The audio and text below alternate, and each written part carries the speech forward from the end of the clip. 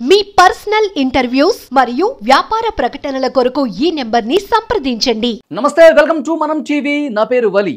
BRS MLC Kalvakuntla Kavitha 5 నెలలుగా తీహార్ జైల్లో ఉన్నారు.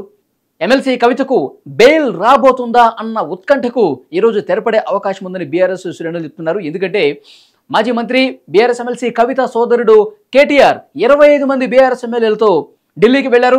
సుప్రీంకోర్టులో ఇవాళ కీలకమైనటువంటి తీర్పు ఉన్నటువంటి నేపథ్యంలో సానుకూలమైనటువంటి తీర్పు రాబోతుంది. బీఆర్ఎస్ ఎమ్మెల్సీ కల్వకుంట్ల కవితకు ఈరోజు బెయిల్ వచ్చే అవకాశం ఉంది, జైలు నుంచి విడుదలయ్యే అవకాశం ఉందని చెప్పి ప్రచారం జరుగుతుంది. ఎందుకంటే సుప్రీంకోర్టు తీర్పు కూడా చాలా పాజిటివ్గా వచ్చే అంచనాలు కనబడుతున్నాయని బీఆర్ఎస్ శ్రేణులు చెప్తున్నారు. సో గత కొన్నాళ్లుగా జైల్లోనే ఉన్నారు, అస్వస్థతకు గురయ్యారు, ఎయిమ్స్లో చికిత్స కూడా తీసుకున్నారు. మొన్ననే ఫీవర్తో బాధపడ్డారు, అలాగే గైనిక్ సమస్యలతో కూడా ఇబ్బంది పడి ఆసుపత్రుల్లో చికిత్స పొంది మళ్ళీ జైలుకి వెళ్ళినటువంటి పరిస్థితి ఉంది. ఈ నేపథ్యంలో ఆరోగ్య సమస్యలను కూడా పరిగణలోకి తీసుకుని బెయిల్ ఇచ్చే అవకాశమే ఎక్కువగా ఉందన్న సమాచారం కనిపిస్తుంది. మనకు తెలుసు, మార్చి 15వ తారీఖున ఈడీ ఈ ఢిల్లీ మద్యం కేసులో కవితని అరెస్ట్ చేసింది. నేరుగా అక్కడ ట్రయల్ కోర్టులో, రౌజ్ అవెన్యూ కోర్టులో హాజరుపరిచారు.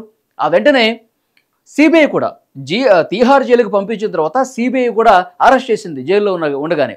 సో ఇటు ఈడీ కూడా కస్టడీ తీసుకుని కొన్ని రోజులు విచారించింది, సిబిఐ కూడా విచారించింది. ఈ కేసుకు సంబంధించి కీలకమైన ఆధారాలు మా దగ్గర ఉన్నాయి, ఈ ఆధారాలను పెట్టుకుని మేము ప్రశ్నిస్తున్నామని చెప్పి అప్రూవర్స్ గతంలో ఏదైతే సమాచారం ఇచ్చారో దాన్ని ముందు పెట్టుకుని అనేక ఫోన్లు ధ్వంసం చేసిన విషయం కావచ్చు, 100 కోట్ల ముడుపులు కావచ్చు, సో ఆమ్ ఆద్మీ పార్టీకి ఇచ్చినటువంటి ముడుపులకు సంబంధించిన ఆధారాలు కావచ్చు, ఇవన్నీ ముందు పెట్టుకుని కొన్ని కీలకమైన ప్రశ్నలు కూడా సంధించిన పరిస్థితుంది. సో ఇది పూర్తిగా రాజకీయ కక్షతో చేసినటువంటి కేసుగానే బీఆర్ఎస్ చెప్తా ఉంది. కవిత కూడా తను కోర్టుకు హాజరయ్యే ముందు, కోర్టు నుంచి వెళ్లే ముందు కూడా ఇదే విషయాలను కూడా మీడియాకు చెప్పిన పరిస్థితి కనిపించింది. సో ఈ నేపథ్యంలో 5 నెలలుగా ఎమ్మెల్సీ కవిత జైల్లోనే ఉంటున్న నేపథ్యంలో ఇప్పుడు కన్ఫామ్గా బెయిల్ వచ్చే అవకాశం ఉంది. ఎందుకంటే ఈ కేసులో దోష నిర్దోష అనేది ఇంకా తేలలేదు. సో వాళ్ళకి సంబంధించిన ఆధారాలు వాళ్ళు సంపాదించారు, దర్యాప్తు సంస్థలు వాళ్ళు అడగాల్సిన ప్రశ్నలు అడిగారు. సో అంటే దోషిగా తేల్చకపోతే దోష నిర్దోష తేల్చే బాధ్యత దర్యాప్తు సంస్థల మీదే. మొన్ననే మనీష్ సిసోడియా, ఢిల్లీ ఉప ముఖ్యమంత్రి, ఈ కేసులో ఆయన అక్యూజ్డ్ 2గా ఉన్నారు. సో ఆయన కూడా 17 నెలలుగా జైల్లో ఉన్నారు. సో అతను కూడా బెయిల్ ఇచ్చింది. సుప్రీంకోర్టు అతనికి బెయిల్ ఇస్తూ కొన్ని కీలకమైన వ్యాఖ్యలు చేసింది. బెయిల్ పొందటం అనేది నిందితుల యొక్క రైటు. సో మీరు దర్యాప్తుని వేగవంతం చేయకుండా జాప్యం చేస్తూ, విచారణ జాప్యం చేస్తూ నెలలు సంవత్సరాల పాటు ఒక నిందితుడిని కాలపరిమితి లేకుండా జైల్లో ఉంచడం అనేది కరెక్ట్ కాదు. వాళ్ళ హక్కుల్ని కాలరాయటమే. ప్రతి నిందితుడికి జీవించే హక్కు ఉంటుంది. అది విచారణ జాప్యం చేయటం అనేది అది మీ తప్పు. కాబట్టి అన్ని నెలల పాటు, సంవత్సరాలుగా ఎవరిని జైల్లో పెట్టేటువంటి రైటు ఎవరికి లేదు. కాబట్టి అతనికి బెయిల్ మంజూరు చేస్తూ కొన్ని షరతులు కూడా విధించిన పరిస్థితుంది.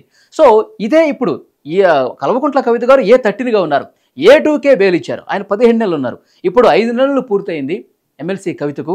సో ఈ గ్రౌండ్స్ మీద, హెల్త్ గ్రౌండ్స్ మీద కావచ్చు, విచారణ లేట్ కావటం కావచ్చు, సో దర్యాప్తు సంస్థలను కూడా కొన్ని కీలకమైన ప్రశ్నిస్తూ సుప్రీంకోర్టు వ్యాఖ్యలు చేసిన నేపథ్యంలో వీటన్నిటిని పరిగణలోకి తీసుకుని ఎమ్మెల్సీ కవితకు బెయిల్ రాబోతుందని చెప్పి సమాచారం వస్తుంది. ఈ నేపథ్యంలోనే కల్వకుంట్ల కేటీఆర్ ఆయన 25 మంది బీఆర్ఎస్ ఎమ్మెల్యేలని వెంట పెట్టుకుని ఢిల్లీకి పోయారు. సో బెయిల్ వస్తుందని చెప్పి వాళ్ళకి 100% నమ్మకం ఉందని మనకు సమాచారం వస్తుంది.